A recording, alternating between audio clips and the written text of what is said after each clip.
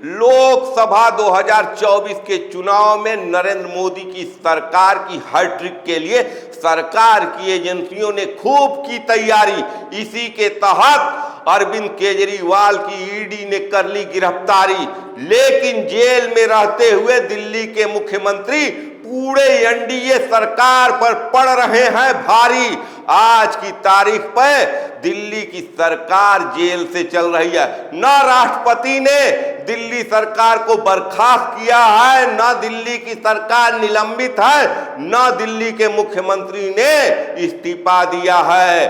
तो दिल्ली के मुख्यमंत्री जेल में रहकर कहीं न कहीं इंडिया गठबंधन को बूस्टर देने का काम कर रहे हैं और न केवल दिल्ली की राजनीति को प्रभावित कर रहे हैं, बल्कि जेल में रहकर जेल से राजनीति कर अरविंद केजरीवाल पूरे देश की राजनीति को प्रभावित कर रहे हैं। क्या कुछ चल रहा है आज के सियासत में, इस वीडियो में मैं इन सब बातों से पर्दा हटाने जा रहा हूं।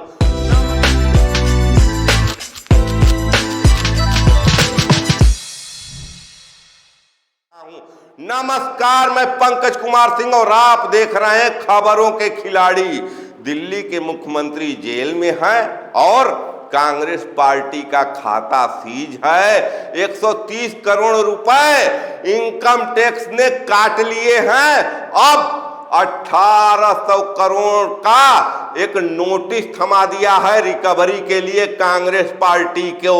लेकिन जिस ढंग से थाली बजवाए थे कोरोना काल में नरेंद्र मोदी, कुछ उसी ढंग से दिल्ली के मुख्यमंत्री के समर्थन में दिल्ली की जनता थाली बजा रही है, ताली बजा रही है। और आज की तारीख में थाली और कटोरे की राजनीति कांग्रेस पार्टी भी कर रही है।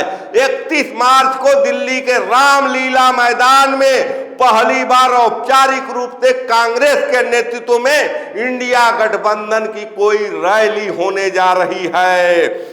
ये रैली बहुत पहले हो जानी चाहिए थी अगर वास्तविक रूप से इंडिया गठबंधन था तो, लेकिन इंडिया गठबंधन में आपस में एक सरफटौल चल रहा था। लेकिन इन सब सरफटौल के बीच में अगर इंडिया गठबंधन का वजूद बना रहा, बचा रहा, तो इसके पीछे 3 कारक हैं।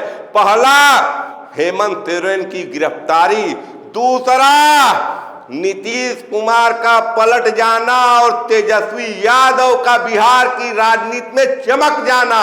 और तीसरा, अरविंद केजरीवाल का जेल जाना और जेल से ही दिल्ली की सरकार चलाना। कहीं न कहीं 7 की 7 सीटों पर एज था, बढ़त था भारतीय जनता पार्टी को। बड़े आराम से देश में बहुमत मिल रहा था। राम मंदिर के नाम पर, राशन के नाम पर, शौचालय के नाम पर, आवास के नाम पर।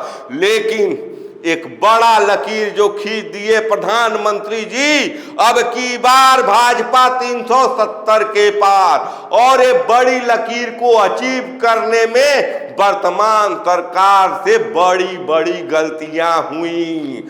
धमकियों तक तो ठीक था, लेकिन कहीं न कहीं धमकी से आगे बढ़कर जिस ढंग से अरविंद केजरीवाल को गिरफ्तार किया, एक तरह से एनडीए सरकार ने बर्रे के खोते में अपना हाथ डाल लिया है।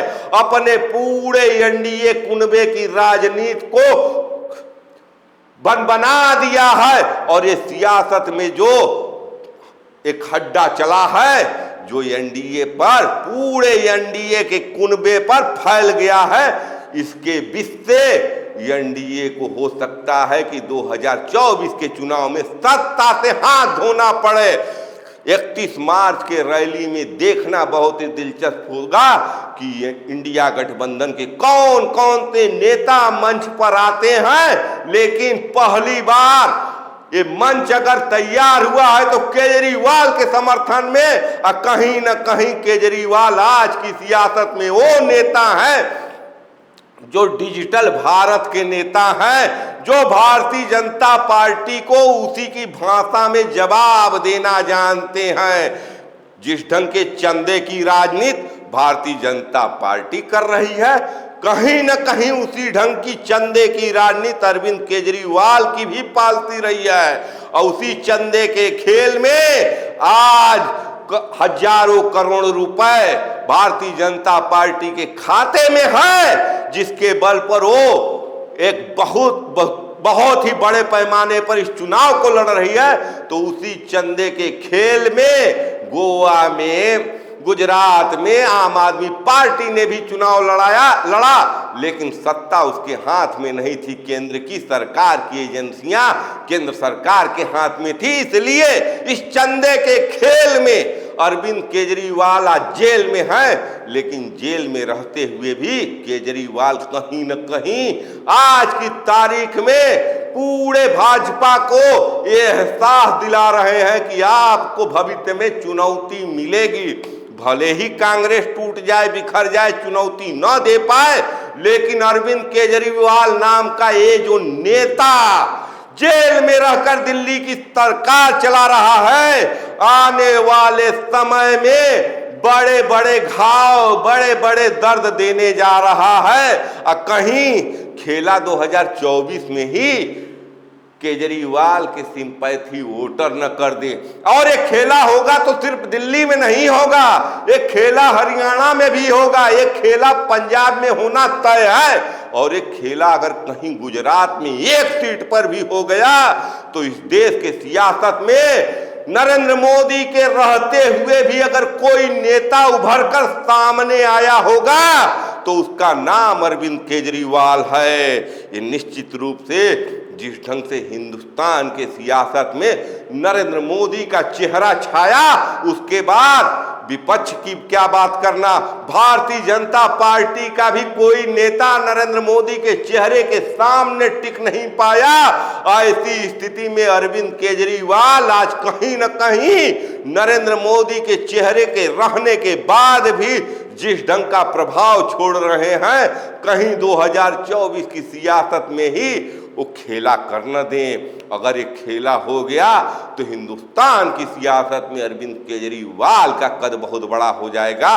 इस बारे में आप क्या सोचते हैं, आप क्या विचार रखते हैं? निश्चित रूप से अपने विचार कमेंट कर बताएं। आपको अगर मन करता है कि हमें गाली दें तो गाली भी दे दीजिएगा, और आपको लाइक करने का मन करे, पसंद करने का मन करे तो पसंद भी कीजिएगा।